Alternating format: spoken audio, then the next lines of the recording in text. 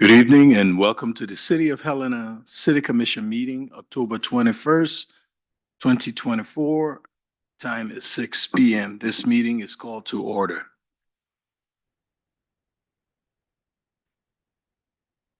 Madam Clerk. City Attorney Doctor. Here. City Manager Burton. Here. Commissioner Dean. Commissioner Logan. Here. Commissioner Reed. Here. Commissioner Shirtliff. Here. Mayor Collins. Here. Welcome and thank you for participating in the City of Helena City Commission meeting.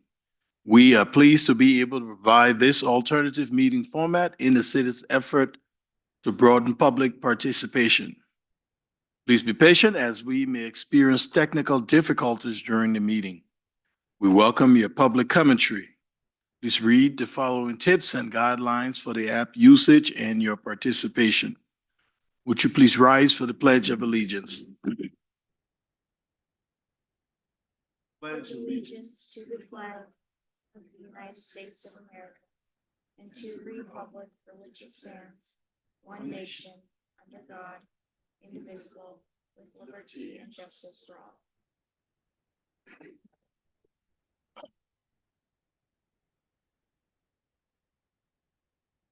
Our minutes for October 7, 2024 were received. Commissioners, see you. The minutes will stand as submitted. Consent agenda. A resolution to increase loan limits for the wastewater and water and resolution to increase loan limits for the water and wastewater service line program from 15,000 to 30,000. B resolution of intention to set rates for all customers of the City of Helena. Oh, did you want to? I can do that. Okay. Resolution of intention to set rates for all customers of the City of Helena water system. C, resolution of intention to set rates for all customers of the City of Helena wastewater system. D, annual lease agreement with the Rocky Mountain Development Council for the Neighborhood Center property. Discussion, commissioners? Mr. Mayor, Go ahead. I would like to pull items B and C out of the consent agenda. Those are the rates for the water and wastewater systems. I think that having some of the information that we discussed at the last meeting would be helpful in having those discussions. Commissioners? Mr. Mayor, Yes. I would support doing that and having additional discussion. Thank you. Thank you. Commissioners? Absolutely, yes. Okay. You will, Mr. Mayor, go ahead. Commissioner. I guess when we get to that point of discussion, I might even go a step further and have us consider the idea of maybe tabling these two items just from the standpoint of our rate setting process and public involvement, I guess. And I'll explain that when we get to that point. So, Roger that. thank you. So, Mr. consent agenda, we will do the alpha and delta. Mr. Mayor, Go ahead, Commissioner. I move to approve consent agenda items A and D. Second? It's been moved and seconded. Any final discussion from the commission? Madam Clerk. Commissioner Shirtliff. Aye. Commissioner Logan. Aye. Commissioner Reed. Aye. Commissioner Dean. Aye. Mayor Collins. Aye. The motion carries 5-0. Bid award. Consider bid award for 10-mile diversion structure replacement project number 22-03. City Engineer Clark or Public Director Leland, you have the floor.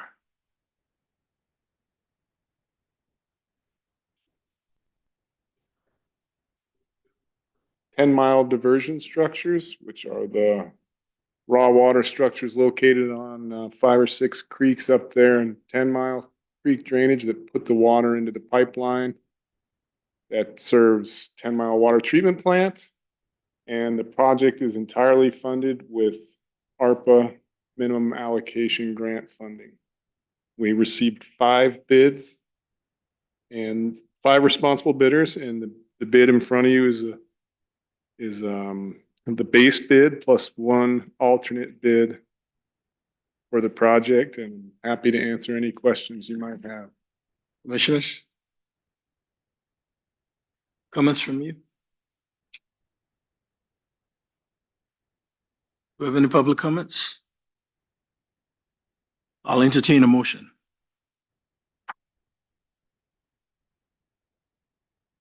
Mr. Mayor, Go ahead, Commissioner. I will move to award the base bid replacing all 6 diversion structures in a bid schedule A2, automating the Walker Creek diversion of the 10-mile diversion structures replacement project to the lowest responsible bidder, Montana Civil Contractors, in the amount of $1,902,220. Second. It's been moved and seconded. Any final discussion? Madam Clerk? Commissioner Logan, Aye. Commissioner Sherlock, Aye. Commissioner Reed, Aye. Commissioner Dean, Aye. Mayor Collins. Aye. The motion carries 5-0. Commissioners, proposals? Thank you. Report of the city attorney? Mayor, Commissioners, I have nothing to report tonight. Thank you. Yeah. Report of the city manager? Mayor, Commissioners, I have nothing to report this evening. Thanks. Thank you. Communications from Helena Citizens Council, HCC Representative Andrew. Mayor, Commissioners, the only thing I have tonight is concerning the 66 comments taken at HCC's open house at the Civic Center September 25th in conjunction with the City of Helena's Helena Forward Land Use Plan, where we have prioritized and ranked these comments as perceived by participants according to the importance to our community. So at our monthly meeting this coming Wednesday, we're going to review these comments and possibly use them to set our strategic plan for 2025. So it was a good showing. I'm glad that some of you made an appearance. Thank you very much. Thank you. Mr. Comments or questions for Representative Andrew? Thank you, Mr. Mayor. For Mr. Andrew, do you anticipate some sort of release of your results after your meeting on Wednesday so the public can see it or so we could see it? I'd be very interested. I think that'll be as we meet and entertain comments and dialogue, we'll get something to the city commissioners Thank you. and mayor. Thank you very much. Thank you.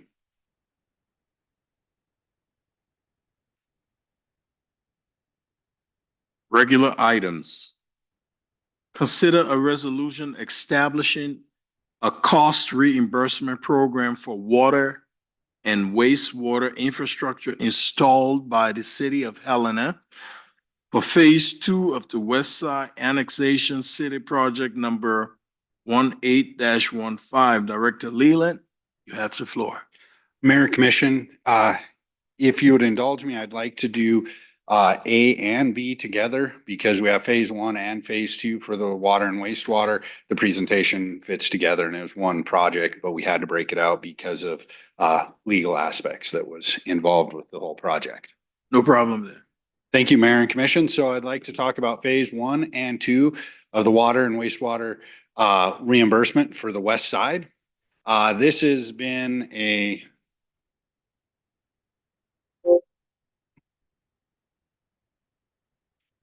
pretty long process to going through. We first annexed the City of Helena Phase 1, which is the yellow that you can see outlined there back in 2016. And then a few months or a few years later, we annexed Phase 2, which is the blue section over by Knight Street and Kessler School. So that is the Phase 1 and Phase 2 when we break it out.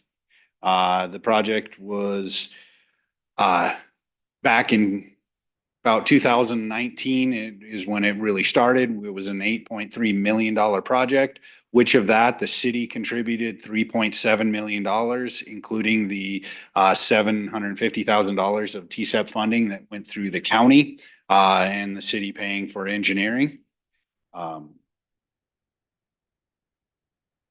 Then breaking down what the breakdown, we've talked about this a lot, so I'm going to go fairly quickly, is through phase 1 and phase 2, it broke down to water service at 77 cents per square foot of the lot. And then it's 82 cents per square foot of the lot for the sewer, and then trench restoration. We had to break that out separate because it's hard to differentiate phase 1 or water and sewer with the trench, because sometimes it's just one, sometimes it's two. So we broke out the trench restoration, which was also in the settlement agreement, of 75 cents per square foot for phase 1. And then for phase 2, it was $1 for the water, $1.19 for the sewer, and trench restoration came in cheaper at 58 cents. There was a lot of combined instead of separate water and sewer going through different ones. So phase 1, if you have a 12,500 square foot lot, you're looking at just under $30,000 for both. If you are only connecting to water, then you will pay water plus trench restoration. If you're connecting to sewer, you only pay sewer plus the trench restoration. And then if you do water and sewer, you will pay for the water and sewer and only one trench restoration. That's just how it all came out. And then if you are in phase 2 and have the same 12,500 foot lot, you are looking at 32,000, just over $32,000. Or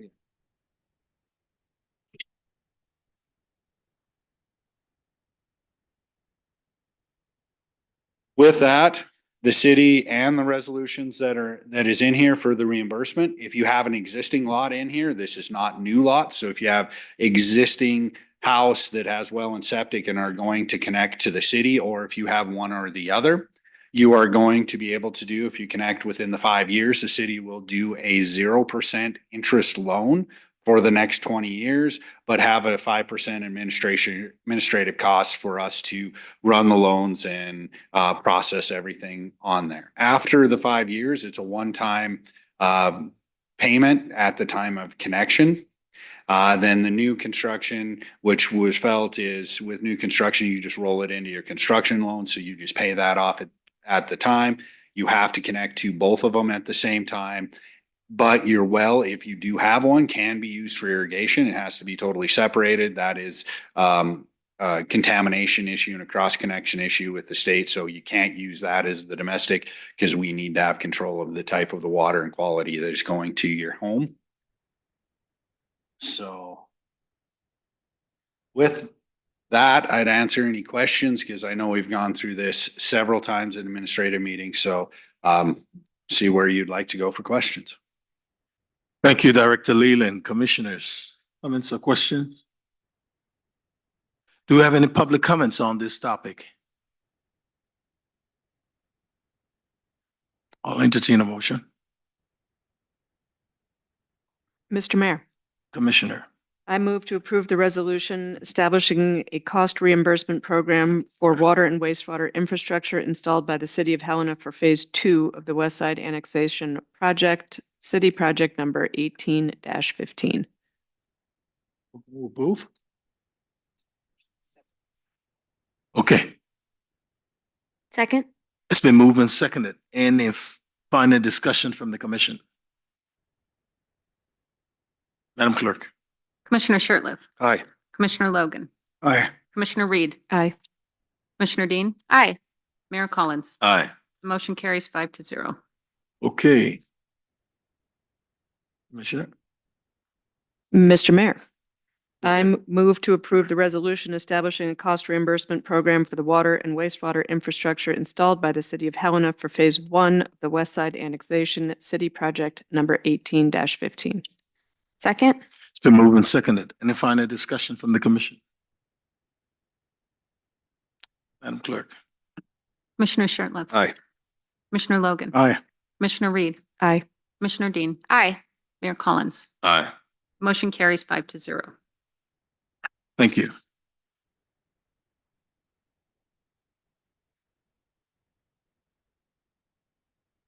Mayor, I think before we get to public hearings, we should probably dispose of the two prior items that were skipped over in the consent agenda. Okay. Commissioner, turn it over to you. Thank Oh, you. and Commissioner Logan, don't forget you had it. Yep.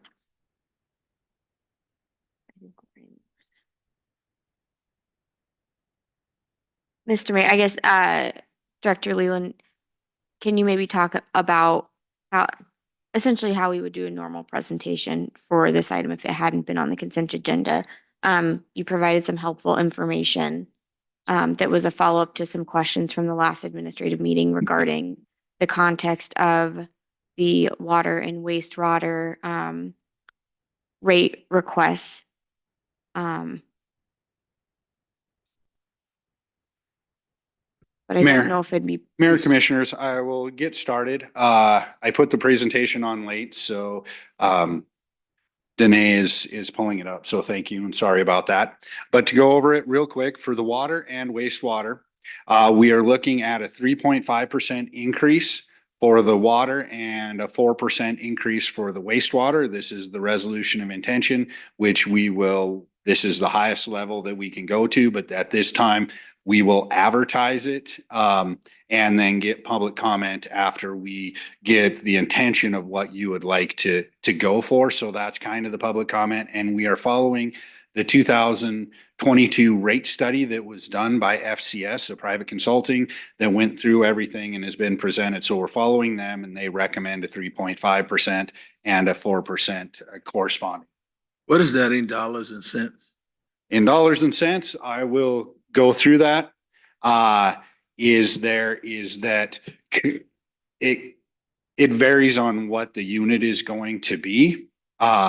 But you can look here, just going through here. These are increases this year from the 7 major cities, Missoula and Butte. I was unable to find any information. I will get that information, but I don't have it. But you're looking at 15%, 12% for Kalispell, Great Falls. You're seeing everything that goes there. And then a little less, except for Belgrade, which they have some upgrades that they need to do because of the development that is out there.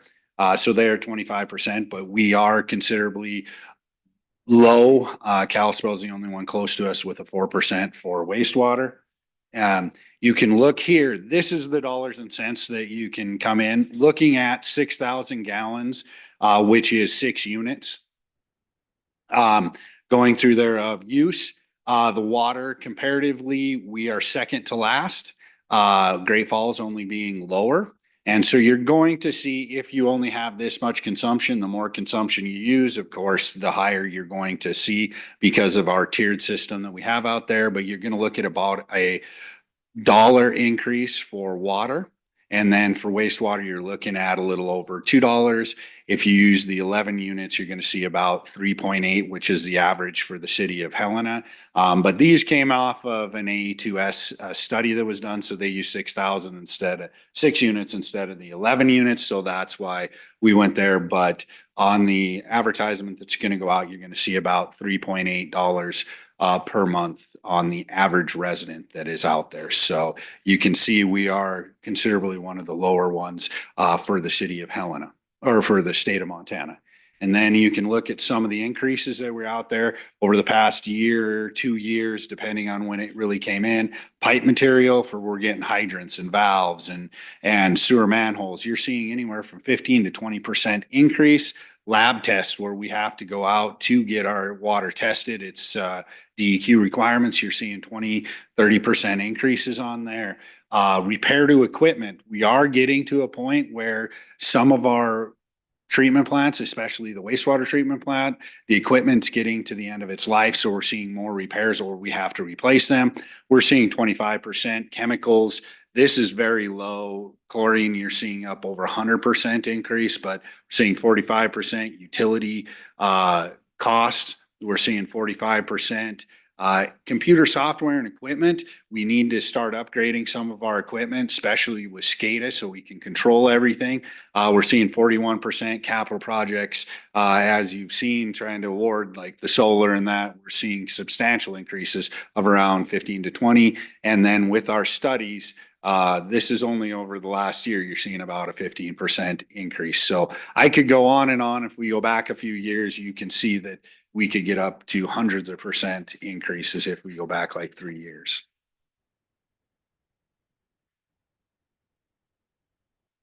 Please. And Mayor, just for the record, the question before the commission tonight is to consider passing a resolution calling for a public hearing 30 days from now. So no decisions other than calling for a public hearing are before the commission this evening. And I think traditionally, it's always been in the fall when the city has considered water and wastewater rates. Is that correct, Director? Mayor? Yes, it is, city managers. We do it after the irrigation system, so you don't see a big increase to the bills during irrigation. They have some time to get used to it and see what it's going to be for irrigation. And there was a horror story in Billings just this past year, if you read any of the papers. So we try to avoid that. And so with this, if this is approved to go forward, we will send out utility bills that say what it's going to be, the increase of basically $10.13 to $10.15 for base rate. That'll go out with the $3.82 average increase is what it's going to be. Plus, we are going to advertise 3 times into the paper. So that is how we're going out as far as public input. So that's traditionally how we've handled it. Mr. Mayor, relative to my comments a few moments ago, please scratch that. Didn't have my head screwed on entirely correctly. Understanding this is a resolution of intention and we do have the hearing 30 days hence or whenever our next meeting is. So my apologies for that. I'm comfortable supporting this tonight. It seems like when I went back and did a little research on this, and Director Leland may correct me here, but it seemed like the water rates, gosh, I think were actually set in 2019.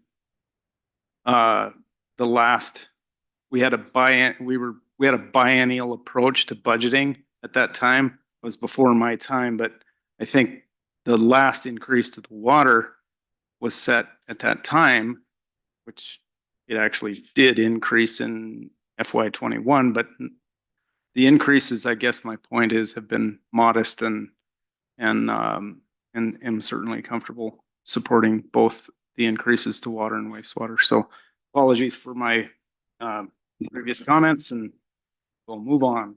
Thank you. Commissioner? Yep. Thank you, Mr. Mayor. Appreciate that presentation from Director Leland, and I'm happy to make a motion. Please.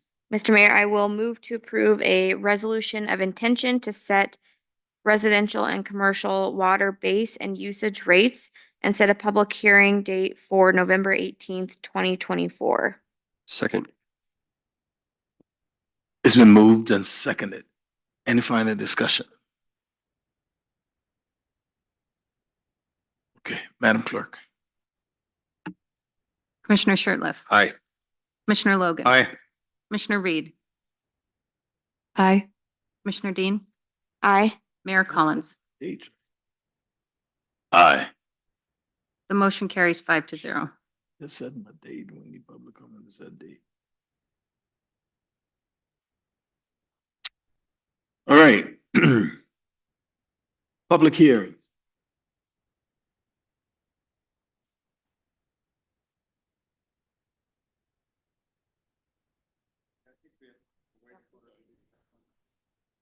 Yeah, you did said.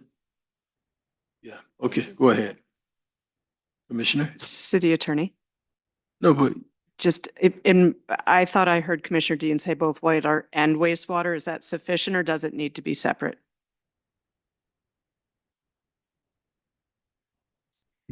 Mayor, Let's- Commissioners. sorry, caution. Yeah. Commissioner Dean, let's go ahead. Thank you. Yep, I think I did just do residential and commercial water base and usage. Right. So the second motion is, I will move to approve a a resolution of intention to set residential and commercial wastewater base and usage rates and set a public hearing date for November 18th, 2024. Second. Second. So moved and seconded. Any final comments? Madam Clerk? Mr. Mayor, I don't believe we took public comment on those items. Okay, to set the dates? Would you like to take public comment? Are there any public comments on this item? That is setting the dates for hearing on November 18, is that what you said? Yep. Okay, Madam Clerk, Thank you. any Mr. Mayor. online? There are no public comments online. Let's go. Commissioner Shertliff, Aye. Commissioner Logan, Aye. Commissioner Reed, Aye. Commissioner Dean, Aye. Mayor Collins. Aye. Motion carries 5-0. Public hearings. Consider an ordinance amending City of Helena Ordinance Number 3097 and the official zoning map for the City of Helena that changes the zoning district from R2 residential to public land and institutions, PLI, for the property on Carroll College campus. Dana. Thank you, Mayor and Commissioners. Tonight, I present to you a zone change at 1329 North Benton Avenue. Is that microphone on? It is. Or it's lit up. Okay. Lit up red or green? Great. Okay.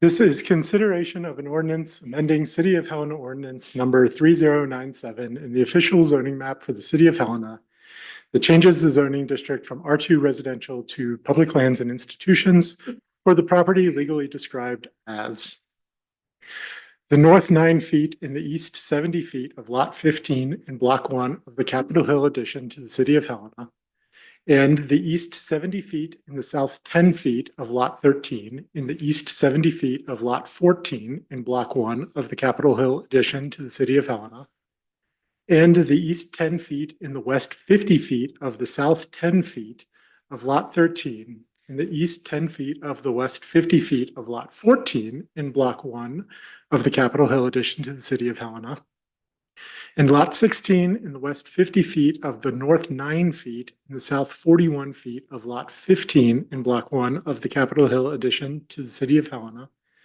and Lot 1A of Block 1 of the Capitol Hill addition to the City of Helena, Lewis and Clark County, Montana, as described in Certificate of Survey 3300772. This property is generally located on the northeast side of the intersection at Benton, Euclid, and Lindale, and is currently zoned R2. The applicant is seeking a zone change to PLI. This will unify the zoning throughout the Carroll College campus, and the applicant states this will allow them to maximize their future development potential. The top 2 photos are showing the site as it currently is. It is the open field along North Benton. The bottom shows the surrounding areas. It's B2 commercial zoning to the south of Euclid and Lindale, and it's R3 zoning across Benton. The R2 residential districts provide for residential dwellings and limited non-residential development. The PLI districts provide and apply to public and quasi-public institutional uses. And our 2019 growth policy designates this as mixed use, places where people can work, live, play, and learn. These are for a variety of complementary uses, including residential, office, light manufacturing, entertainment, and public uses. Montana Code 762304 gives the criteria for zoning regulations. Zoning regulations must be made in accordance with the growth policy and designed to secure safety from fire and other dangers, promote public health, public safety, and the general welfare, and facilitate the adequate provision of transportation, water, sewage, schools, parks, and other public requirements. In adopting zoning regulations, the governing body shall consider reasonable provision of adequate light and air, the effect on motorized and non-motorized transportation, the promotion of compatible urban growth, character of the district, and its suitability for particular uses, and conserving the value of buildings and encouraging the most appropriate use of land. As stated, the 2019 growth policy designates this as mixed use. The PLI zoning aligns with the current uses in the vicinity and with the growth policy. This will create consistency with the adjacent properties throughout the Carroll College campus. It is not expected to create any new detrimental impacts because of its compatibility with the existing PLI. The subject property is served by all City of Helena services, and a traffic engineer or a traffic analysis was generated by E5 Engineering. They estimated about 66 average weekday trips would be added with this zone change. This is less than the requirement for a full traffic impact study. On department reviews, fire department stated they approved this zone change. Any construction will be evaluated against the International Fire Code. Transportation, utility, legal, and engineering provided no comment, and the police did not provide a response. This aligns with our growth policy goals and objectives, specifically goals 1 and 10 to promote and sustain Helena's economic vitality, and to plan for and establish types and quantities of land uses in Helena supporting community needs. And it aligns with objectives 76, 77, 80, and 86, supporting land use patterns that promote compatible, well-designed development and implement related master plans and/or facility plans, apply zoning designations with careful consideration, including the future land use, compatibility with surrounding land, infrastructure, and development of vacant and underutilized buildings, along with promoting development of varieties of compatible types of mixed-use neighborhood centers throughout the city. In reviewing this, this will adhere to the goals and objectives, and it will not create any new impacts to health, safety, or welfare. The zoning commission meeting was legally noticed in the independent record on July 27th. Neighbor notices and notice sign were placed at that time. On the August 13th zoning commission meeting, the motion to recommend approval passed on a 3-0 vote. First passage was through this body on September 23rd. This meeting was legally noticed in the independent record on the 5th with new neighbor notices and a new notice sign sent out and placed at that time. As of today, we have received no public comment on this item. With that, it is the city's recommendation for approval of an ordinance amending the City of Helena Ordinance 3097 in the official zoning map for the City of Helena that changes the zoning district from R2 residential to public lands and institutions PLI for the property legally described earlier in this presentation. Thank you for your time this evening. And are there any questions for city staff at this time?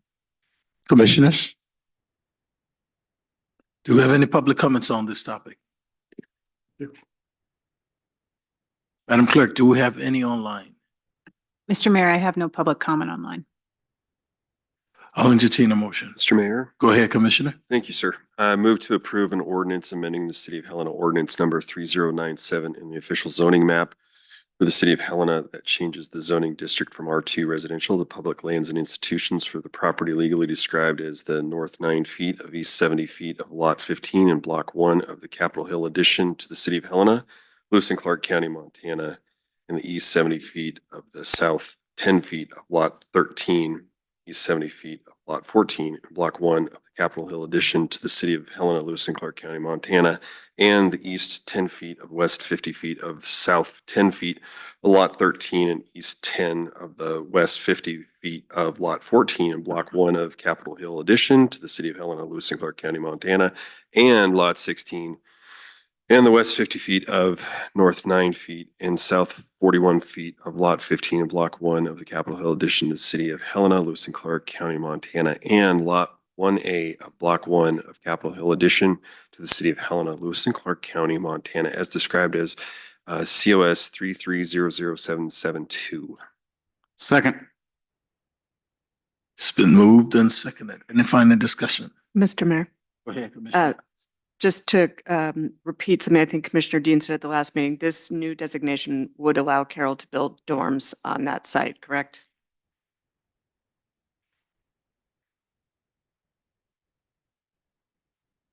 Thank you, Mayor and Commissioners. Yes, Commissioner Reed, this would allow them to build dorms or any other campus-related buildings on that site. Thank you. That's all. Madam Clerk. Commissioner Shertliff, Aye. Commissioner Logan, Aye. Commissioner Reed, Aye. Commissioner Dean, Aye. Mayor Collins. Aye. Motion carries 5-0. All right.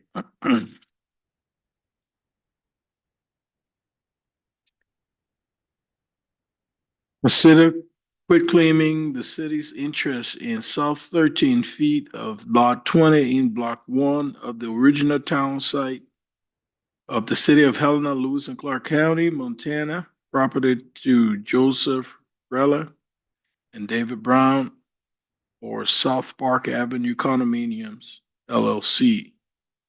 Attorney Doctor and or Attorney Petchett. Is that the right pronunciation? Pettish? Oh, come on, I was close.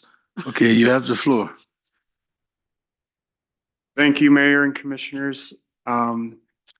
I'm Matthew Pettish from the City Attorney's Office, and I'm here to ask you to consider quitclaiming the city's interest in the south 13 feet of lot 20 in block 1 of the original town site of the City of Helena, Lewis and Clark County, Montana to South Park Avenue Condominiums, LLC. This property is located next to lot 20, or this 13-foot strip of property owned by the city is adjacent to lot 20 in block 1 of the original town site of Helena. And Mr. Joseph Harella and David Brown, they were attempting to do a boundary line relocation that included lot 20. And during that process, they discovered that this 13 feet is owned by the city. And so they approached the city and asked if the city would consider selling it to them. We did some research and discovered that Mr. Harella and Mr. Brown purchased lot 20 in 1990, and they have been paying taxes on lot 20 and the 13 feet for the entirety of that time. So we're talking over 30 years. And so Mr. Brown and Mr. Harella, they're looking to develop this this property, lot 20, as well as some others in the area. This is, and to give you a little bit more perspective, it's lot 20 and this 13 feet are located around the Hare area of North Park Avenue, just down the street from us here. And Mr. Brown and Mr. Harella are members of South Park Avenue Condominiums, LLC, and South Park Avenue Condominiums, LLC now owns lot 20.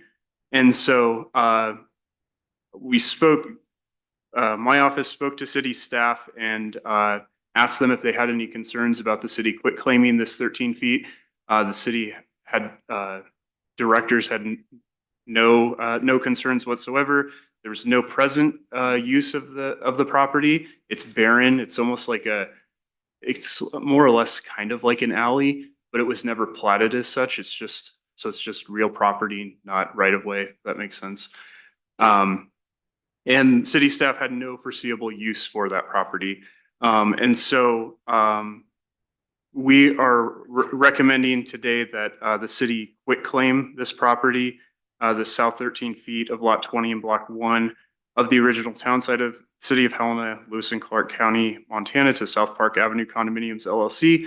If you have any questions for Mr. Brown, who is a member of South Park Avenue Condominiums, he is present today, and I am also available for questions.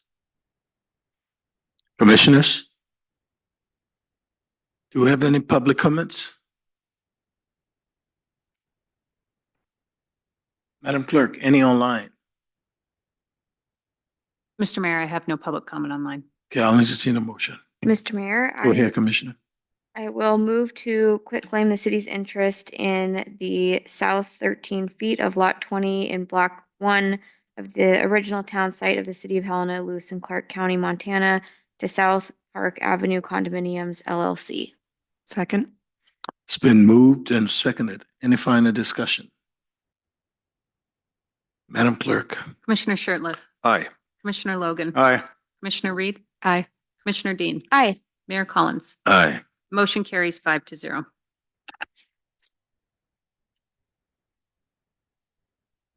Consider final passage of an ordinance amending City of Helena ordinance number 3097 and the official zoning map for the City of Helena that changes the zoning district from R2 residential to R3 residential for the property legally described as Lot 18-20 in Block 29 of the Corbin subdivision in the City of Helena, Lewis and Clark County, Montana. Planner Alvarez, you have the floor. Thank you, Mayor and Commission. This is, as introduced, Michael Alvarez, planner with the City of Helena Community Development Department. My item tonight is 102 South Cook Street, a zone change from R2 to R3. Specifically, consideration of an ordinance amending City of Helena Ordinance 3097 and the official zoning map for the City of Helena that changes the zoning district from R2 residential to R3 residential for the property legally described as lots 18-20 in Block 29 of the Corbin subdivision to the City of Helena.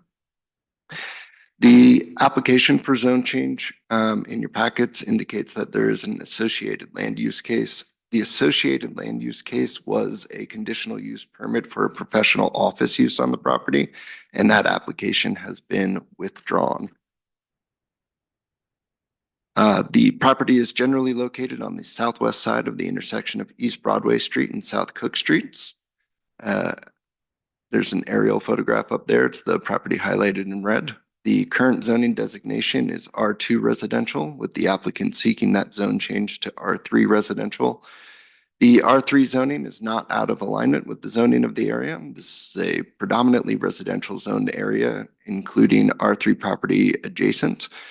R3 zoning would allow for limited commercial activity on the site with a conditional use permit being approved, which would again need to appear before this body. The plat map is up on your screen. The R2 residential districts provide for residential dwellings and limited non-residential development that protects and enhances the residential nature of the area, whereas the R3 residential district provides for the development of a mixture of residential structures to serve varied housing needs and allows limited compatible non-residential uses. The public designation from the growth policy is, and the future land use map is land that is in government or quasi-government use. So in the first time this was brought before the body, there was some conversations about the maps and the future land use map. So that's what that blurb is up on your screen there. The map area in blue is the area designated as public on the future land use map, with the property in question with the red box around it there. So you can see that entire side of the street. And I'm sorry, they are on there, the street names, they're just not coming through as well as I thought they would. But that's East Broadway there, going from left to right, just on the north side of the red box and those blocks there. So it's all of those blocks from Lambourne to North Montana are designated on the future land use map for the expansion of the public lands. And here we go. So Montana Code annotated 762304 sets the criteria and guidelines for zoning regulations. Zoning regulations must be A, made in accordance with a growth policy, and B, designed to secure safety from fire and other dangers, promote the public health, public safety, and the general welfare, and facilitate the adequate provision of transportation, water, sewerage, schools, parks, and other public requirements. In the adoption of zoning regulations, the municipal governing body shall consider reasonable provision of adequate light and air, the effect on motorized and non-motorized transportation systems, promotion of compatible urban growth, the character of the district and its peculiar suitability for particular uses, and conserving the value of buildings and encouraging the most appropriate use of land throughout the jurisdictional area. The 2019 City of Helena Growth Policy designated that area as public. The area that is in government or quasi-government use. The R2 zoning district restricts the types of uses typically found in public areas primarily by limiting commercial and recreational activities within the district.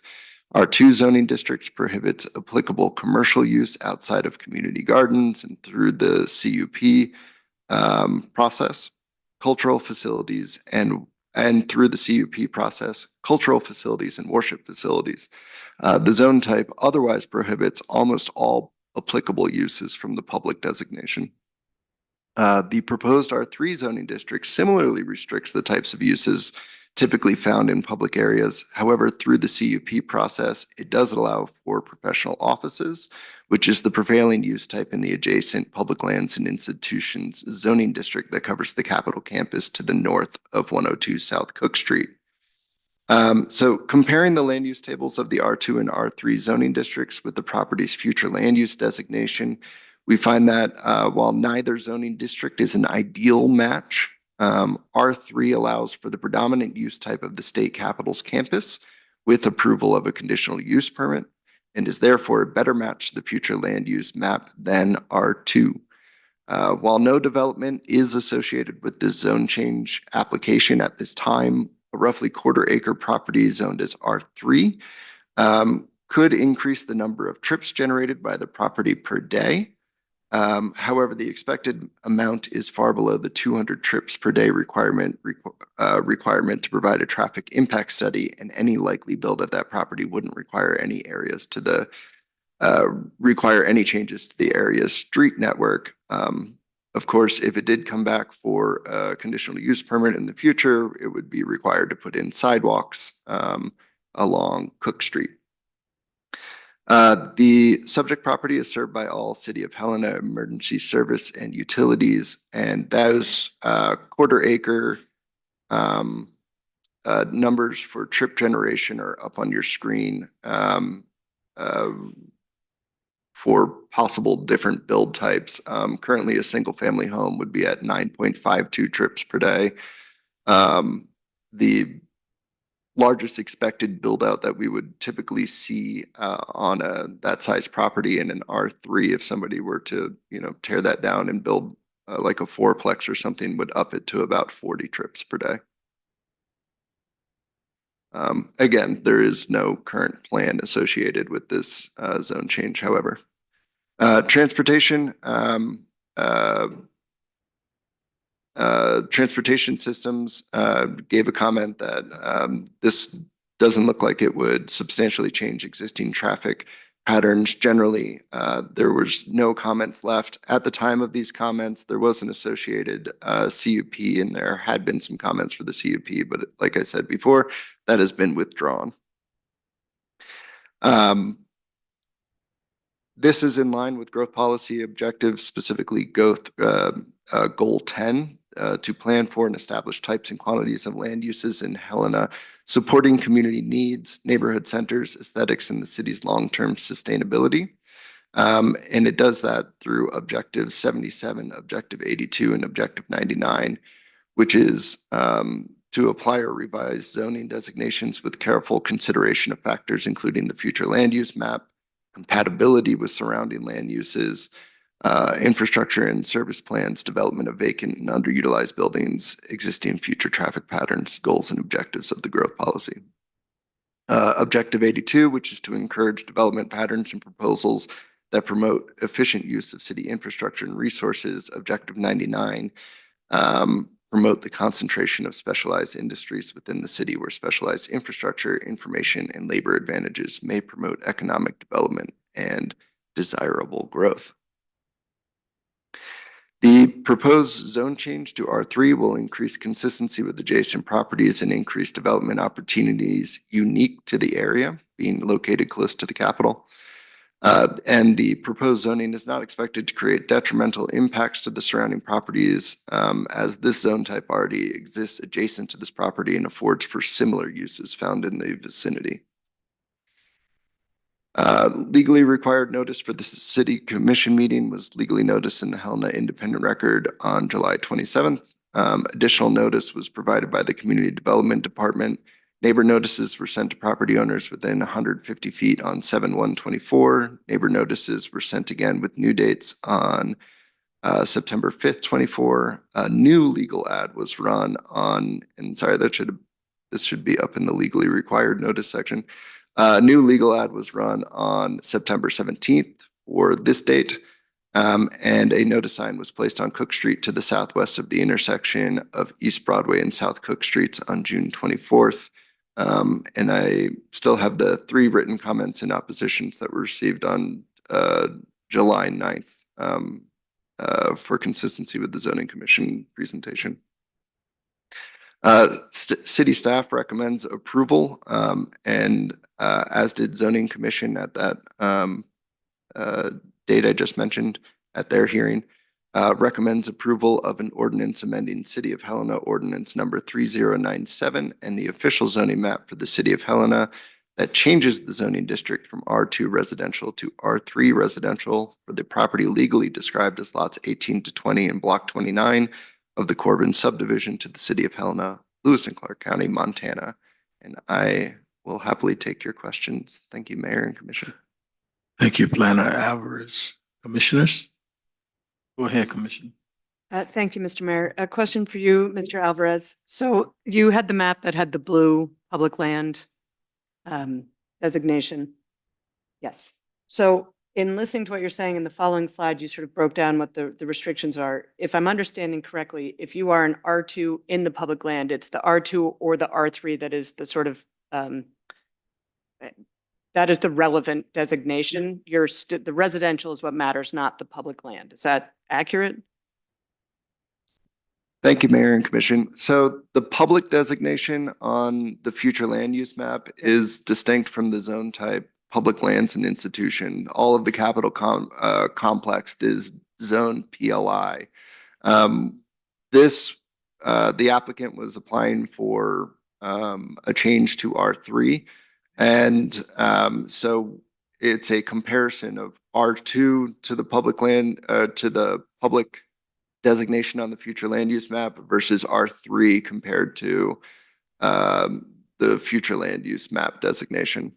But fundamentally, they're both still R2 and R3 within the context of the public designation. It's not like their designation becomes different because they are in the public sphere, correct? Thank you, Mayor and Commission. Yes, yes. The only applicable laws for development around that for zoning is going to be R2 or R3. It won't be the public designation. Do we have any other comments from the commission? Mr. Mayor. Go ahead, Commissioner. On the same slide. So you refer to that as a future land use map. And when I'm looking at the county's map site, zoning map site, and currently that area in blue on the south side of Broadway is shown as R2. So tell me a little bit about the difference between a future land use map in a growth policy and the existing zoning. What the thought process is behind this, I guess, what is a proposed change to the existing zoning. I hope that makes sense, the question. That does. Thank you, Mayor and Commission. So the future land use map is in large part to guide how we determine. So it's in the growth policy, and it's created with the intent of being an expression of the direction that the city sees a neighborhood or an area developing, development patterns, pressures, which way it's going to go. Its time to shine is really here in the matter of a zone change, where when we have to evaluate against the growth policy, this is the important aspect where we need to look at this map in order to tell which direction the neighborhood is supposed to go, and as based by through the public process of the growth policy. So the idea here is this is not our zoning map, but this influences it as the market brings us forward zone changes and we can evaluate whether or not that's in line with the trends and desires that we saw through the growth policy development process. Follow up, Mr. Mayor. Please. Thank you. So essentially the authors and those that input into the growth policy at the time it was created saw this as a future use for these 6 blocks or whatever it happens to be south of Broadway. Thank you, Mayor and Commission. Yes, Commissioner Logan. The authors of the growth policy at the time felt that that was the trend. It saw the pressure from the capital complex and development pressure in the area for the need for more offices and office space adjacent specifically to the capital. We do take just in my time here, I'd say a couple applications a year. Generally, they don't make it in front of you for CUPs or things like that. It can be difficult to actually move forward with the R2 zoning around there. And the public opposition, which I'm sure you'll hear from tonight, is frequent. Thank you, Mr. Alvarez, and Mr. Mayor, thank you. Do we have any other comments from the, yes, go ahead, Commissioner. Thank you, Mr. Mayor. Planner Alvarez, on slide 9, your presentation, you had the R3 map, R2 map. Can you just give it some?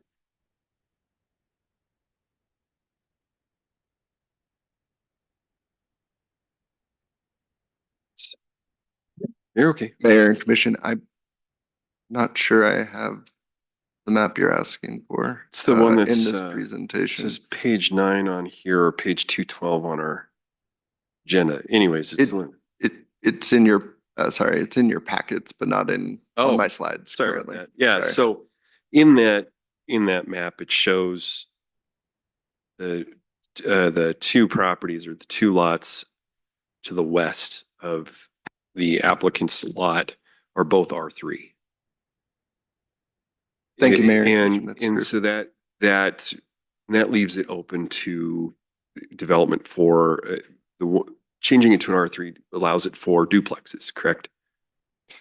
Thank you, Mayor and Commission. Actually, in R2, they could have duplexes as well. It opens it up for multifamily.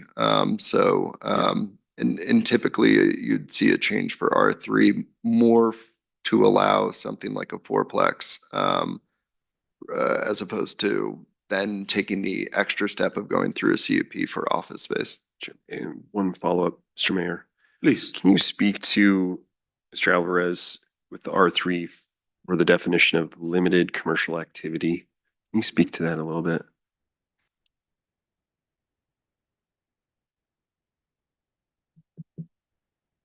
Thank you, Mayor and Commission. Yes, so limited commercial activity is generally the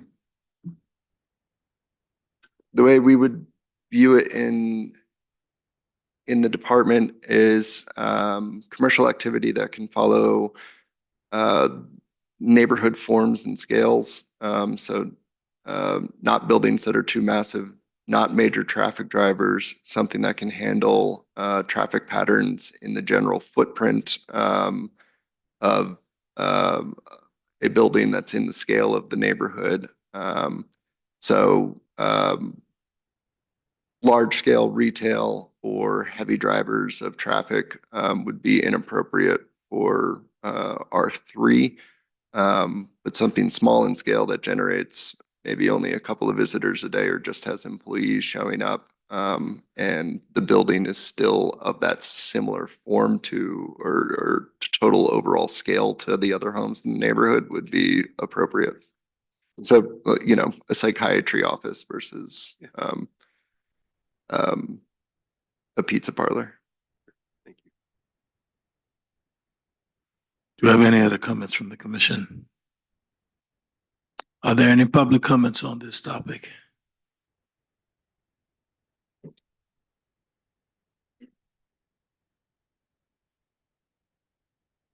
Hello, Mayor, Commissioner, and Mayor and Commissioners. My name is Sonda Gobb, and I represent House District, not House District. Boy, I'm having a hard time right now. HEC District 2, and at our home, at our open house, this came apart. It came to our attention, and we're not able to do it as a councilman. So we decided as a district, because that's where we live, that we would address it. And this piece of property is very interesting because if you drove by it, you'll be driving east on Broadway, and you'll notice when you cross Montana, you'll see those two. There's a medical building that has its own parking lot. There's a little residential building just offset, and it has its own parking lot, but they do not access Broadway. There is no parking on Broadway. And so when you come on to Cook, there's a pretty good, about 6-foot drop from the property down to Broadway. So there's no parking on Broadway. So when you take a right, there's a nice ranch house that has a very good view of the Capitol. It doesn't look on the Capitol, it looks east. So it's a very nice piece of grass. The problem with this subdivision, it has no sidewalks. If you walk in this subdivision, you have to walk on the street. So also on this block, there's only 4 houses, 2 houses on the west side and 2 houses on the east side. They're very big lots. It's a very small street. The subdivision is old. The 60s, it was the age of the automobile. So, you're not walking, you're not biking. That was the thought of these houses. So, it's a kind of a gray area, but I think this specific property has no potential with an R3. The alleyway is a dead end. It doesn't go through. So there's a lot of access points. It's just an odd property. So converting to an R3 is kind of sketchy, but those are my thoughts from Sonda Gobb. Thank you. Thank you. Madam Clerk, is there any way you can make that alarm a little louder? Thank you. Mr. Mayor and Commissioners, my name is Jim Benish. I spoke prior to this meeting. And what I'm concerned about is exactly what she was discussing. There are no sidewalks. As a former school psychologist, used to have kids walking, and we still have kids now, walking by our house on the street. If that became an R3, which originally was the discussion to have for lobbying, it took forever for those of us on Cook Street to turn that into a parking permit only street. It's the only one in the area because lobbyists and legislators parked in that street. So then when this particular building becomes an R3, then people can park there again without a permit. And we spent years getting you folks before you were commissioners to okay that this would be the one street that would require permit parking. And now that's maybe not so. My other concern is, as an R2 person, if you all own R2, would you like to have an R3 moved right next door to you? If you had lobbyists, if you didn't have proper ADA. I used to work in the area of ADA. That house could not be turned into that. So the people that are going to go there, like the lobbyists, tavern owners was the original idea, would park their cars without permits and block where we park. So I'm really concerned about it remaining an R2. It should be an R3. It should remain as an R2 and not be changed. As you know, around the country, housing has become more expensive. So we're going to take a house that somebody could move into and move it into an R3 and again, reduce the possible housing that somebody else would have. So I'm opposed to R3. Thank you. Thank you, sir. Do we have any other public comments?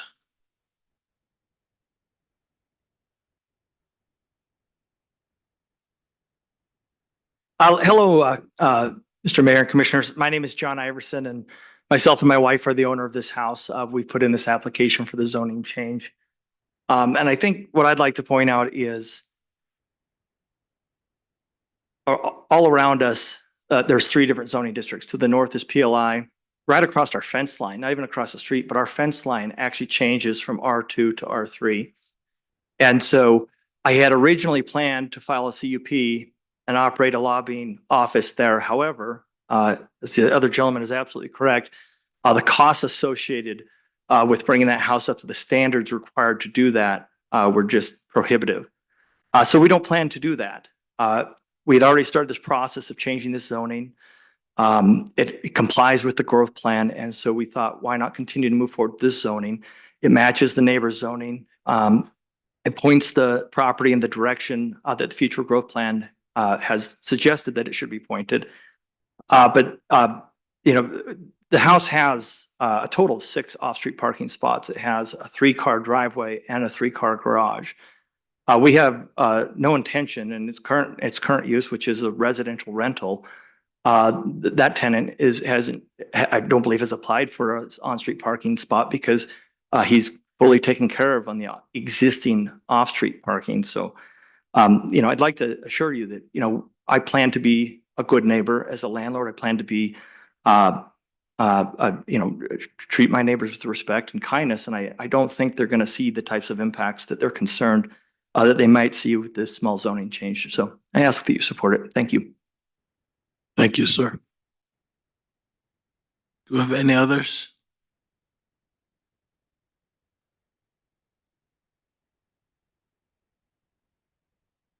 Mayor, Commissioners, my name is Kathleen Hamill and I Bring live your on, microphone down, please, ma'am. Thank you. my name is Kathleen Hamill and I live on Highland Street, across the alley and then across the street from the residence in question. And my main concern is Mr. Iverson said he has no plans to commercialize the building, but he changed his mind once. With all respect, it could happen again, or he could sell it and someone else can knock the house down and put up a commercial building. I'm really concerned about maintaining the integrity of the neighborhood as residential. There's a school, Jefferson School is 2 blocks away. The kids at Jefferson are told not to, if you're going east, that you have to go up and come east on Highland. There was sidewalks put in last spring. It's just not a safe area, as they said. After it gets to Cook Street, there's no more sidewalks. Kids on bikes, kids walking, kids on skateboards. It really is dangerous. Parking is an issue if there's anything going on at the Capitol. Our neighborhood is just inundated with cars, which quite honestly, if you live in an area like that, you're very vulnerable to that kind of thing, and we're well aware of that. And, you know, for when things get busy, of course, the street gets busy and there's that much more traffic, and, you know, these kids are in jeopardy and it's really scary. Parking is an issue, and it would be more so if that should end up being a business. Neighbors in that area have lived there for a long time. We've been there for over 40 years. Benishes have been. The Lantons have been there for 70 years. We want our neighborhood integrity maintained. Please consider not changing it to R3. Thank you. Thank you, ma'am. Do you have any other public comments?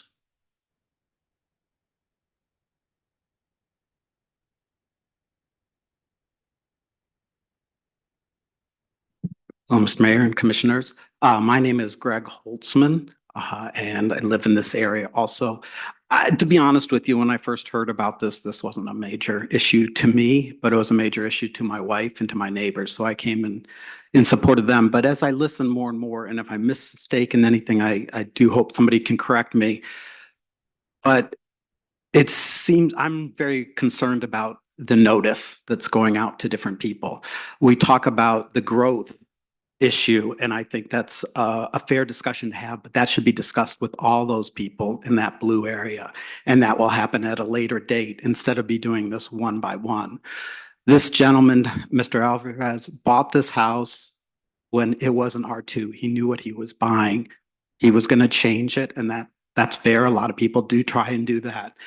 He then changed his mind and decided that he wanted to keep it. He wanted not to do it because of all the extra costs, but he still wants to change that one to an R3. And I think that discussion, if we're changing that area instead of doing it one house by one house across there, it should be done with the whole group. And the only people that have been notified, as I mentioned last time, were the people within 150 feet. Our house is one over. We didn't even get the message. And all those people who got the messages are here. So I really wonder what would happen if you gave the rest of the people along Broadway and the upper street, who would all be here. And I think that's a fair discussion with everybody here before we make a decision on a one person's desire to change something that he bought in one as an R2. Thank you very much for your time. Thank you, sir. Any other? Madam, oh.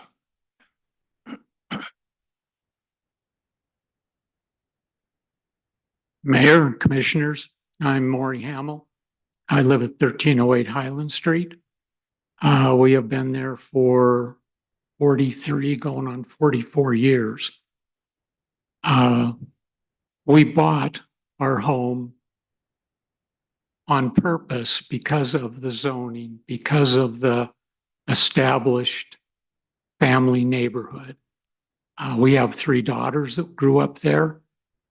It's safe. It always has been. Changing any of the zoning when Zone 2, R2, is to protect and enhance the residential area. That's what we bought into. That's what everybody here that's spoken in favor of this being defeated has bought into. Again, so far we've heard one person in favor of it and many, many against. So please deny the request to R2 to R3. Thank you. Thank you, sir. Do we have any others?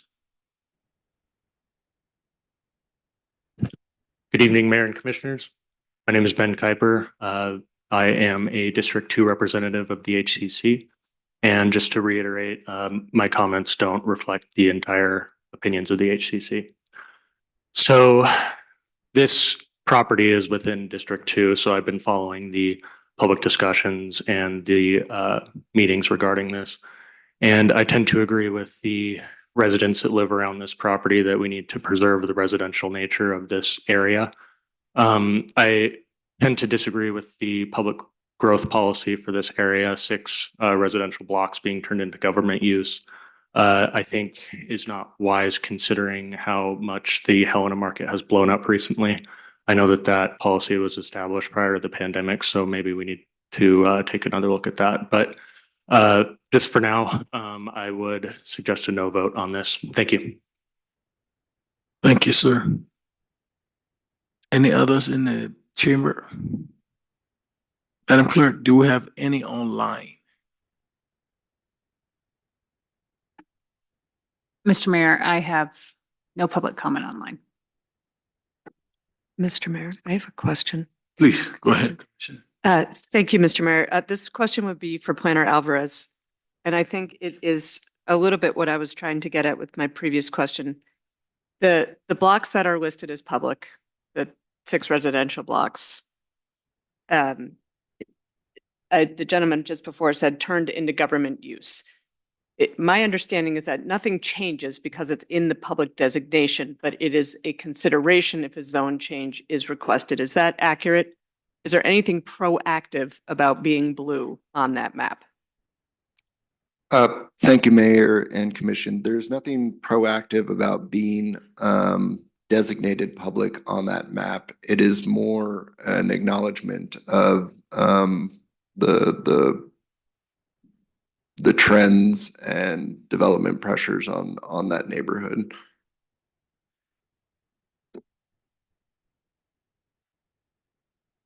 Mr. Mayor, Planner Alvarez, don't go too far. So, and I don't know if we can pull up the slide again. These zone changes, I think, are always difficult for me because I empathize when there are neighbors who disagree with the request for this change. I know there's a house next to me that has turned over 3 times in the last 3 years by being purchased by different property management companies outside of Helena. So I totally understand when you want your neighborhood to continue to grow in a particular way, but if I'm not going to buy the property, it's difficult for me to determine what its outcome is. The reason that these items are always really hard for me is that personally, we can feel one way, but as commissioners, we're required to make decisions in accordance with Montana Code Annotated. And so I was wondering if you could pull up the language that MCA requires us to make these decisions on. And can you maybe talk a little bit about how we're required to evaluate these kind of decisions based on MCA's framework?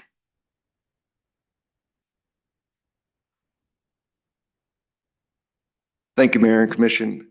So the regulations that you see up on the screen before you set the format for the staff report that you have in your packets. So each of these items are addressed in a blurb, and we address them in as much of a consistent manner from one zone change to the next as is appropriate from different properties in different places.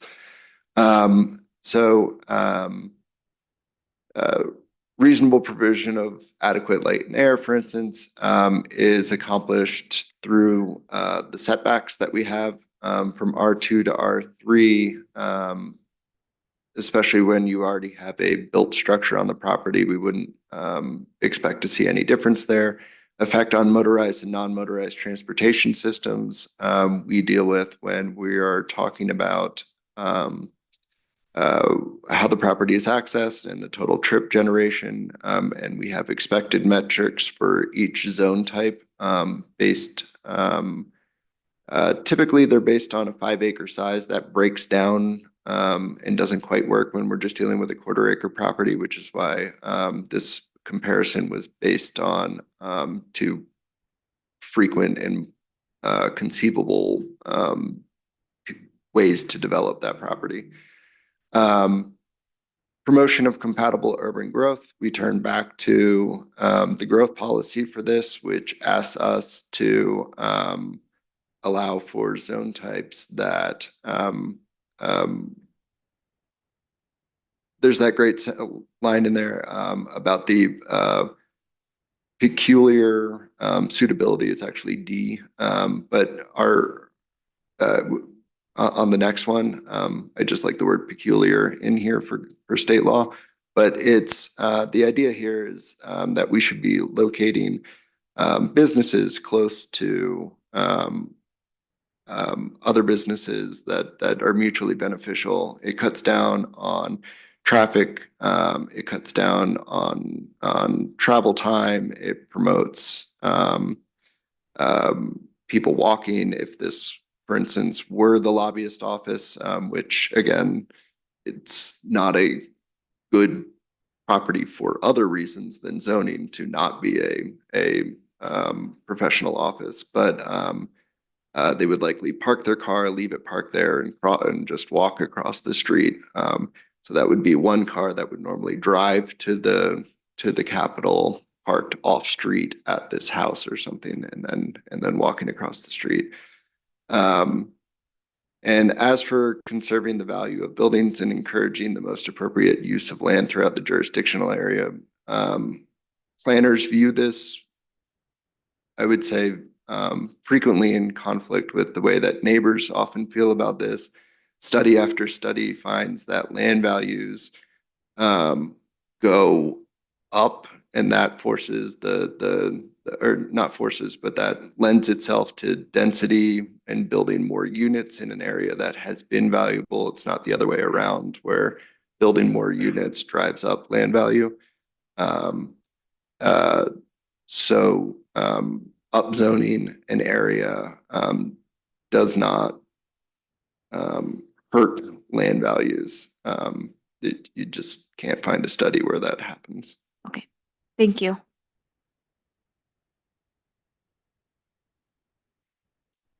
Mr. Mayor. Commissioner.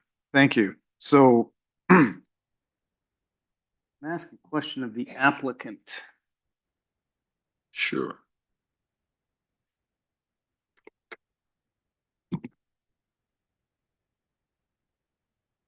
Mr. Mayor, Commissioner? Mr. Iverson, thank you. So I don't know if this is a fair question or not, but we'll find out. So if you have no particular change in mind, what's your thought process in changing from R2 to R3? I'd already started the process. I paid the non-refundable fee. And after the staff report came out and it said that this is an appropriate direction for this property ahead, I felt as though it made sense just to proceed. But yeah, I plan to make no changes to the property in the time horizon that I see. It's going to look exactly as it does now, except the lawn's going to get mowed because the current tenant has been mowing the lawn, so it looks bad. What's the non-refundable fee? How much was that? It was $410, I believe. I believe it's gone up now. So if I were to apply in the future, it would cost even more. I'm sorry, I didn't get you. What did you say? I believe it's $410. Is that $410 in a non-refundable fee? And I believe those fees have adjusted. Is that correct? So they cost more now. And so I was already in the process. The city staff had already put in what I didn't realize at the time, but is an incredible amount of work that they put into these applications, as you can see by the packet they've put together.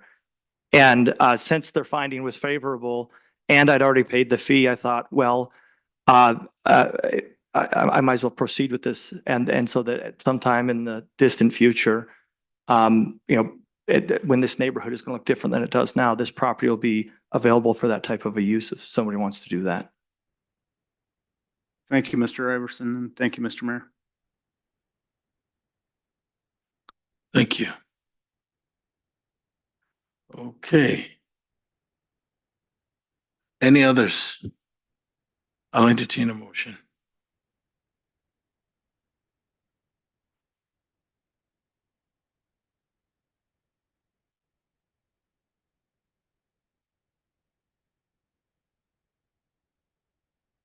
Okay. Okay. But you wanted to hang me out to dry.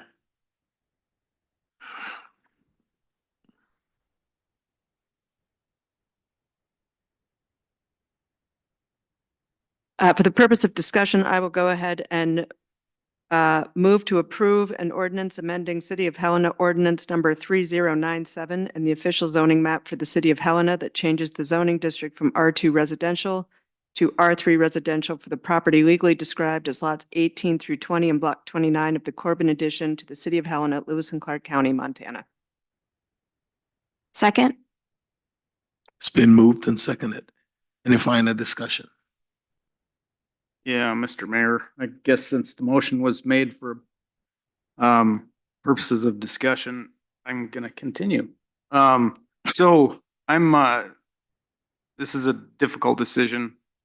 I would say while I support the applicant's rationale for why he'd do this, I'm also very sympathetic to the residents' perspective on it, particularly as it relates to MCA that Mr. Alvarez went over, and the part that talks about the character of the district and its peculiar suitability for particular uses. And I kind of emphasize, I think Mr. Alvarez was looking at peculiar. I'm kind of looking at more of the character of the district and the expressions of what the neighbors have felt here and the potential for that changing.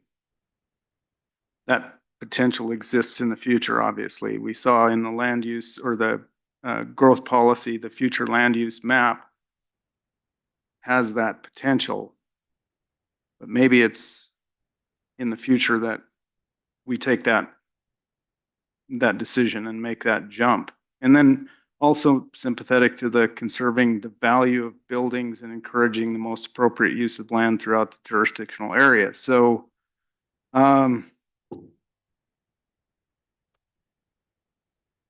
like I say, I think I'm going to not support this application for those reasons. Thank you. Thank you, Commissioner. Purpose of discussion, any others? Sure, Mr. Mayor. I would like to say this is in fact a difficult decision, and I'm mindful of all the comments and concerns I've heard. I appreciate redirecting us back to MCA and what we are required to use for our decision making. I think the fact that this is still a residential zoning request, that to me will not undermine the fundamental integrity of the neighborhood because it remains residential. I also should note, I live very close to this property. I know this area very well. I had a child who went to Jefferson, and I'm very attuned to the concerns about safety and walking. I don't know that this will, in my opinion, and based on what I've seen, I don't think this will meaningfully impact that situation. I also think looking at the growth policy, its alignment with the growth policy, and the fact that there is no current request to do anything with the property other than leave it as residential. I think based on the criteria we have before us, I am inclined at this time to support the application. Thank you.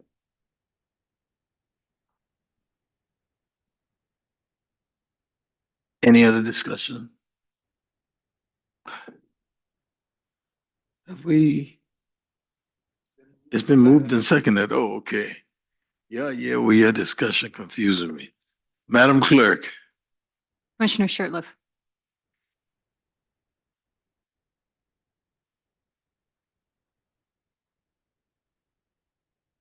Aye. Commissioner Logan, No. Commissioner Reed, Aye. Commissioner Dean, Aye. Mayor Collins. No. The motion carries 3-2.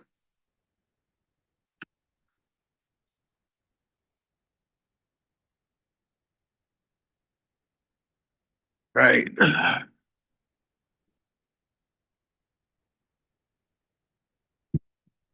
Thank you. Is there anyone from the public wishes to address the commission?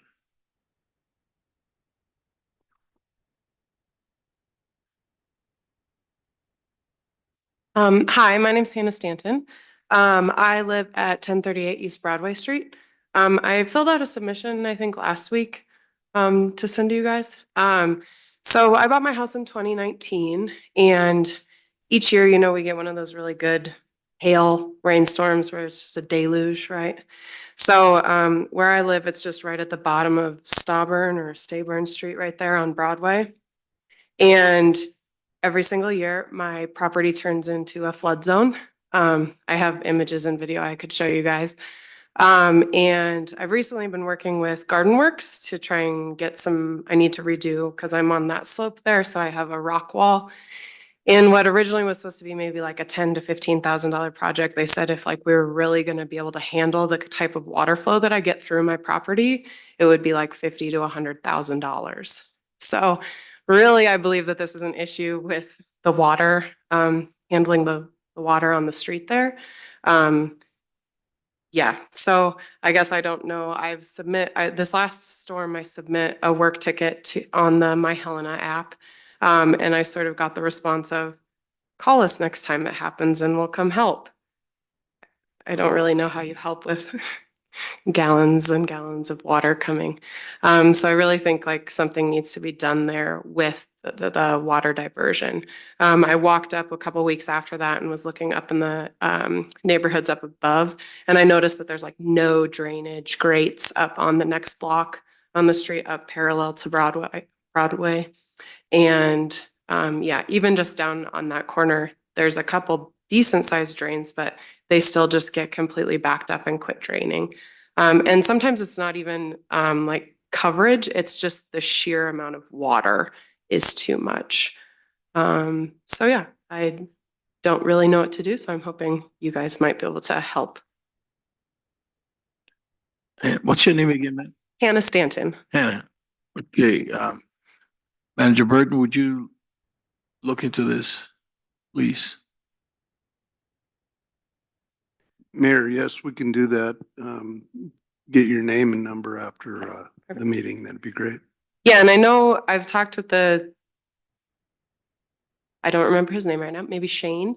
And he said he put in a ticket like with her, he let the engineers know.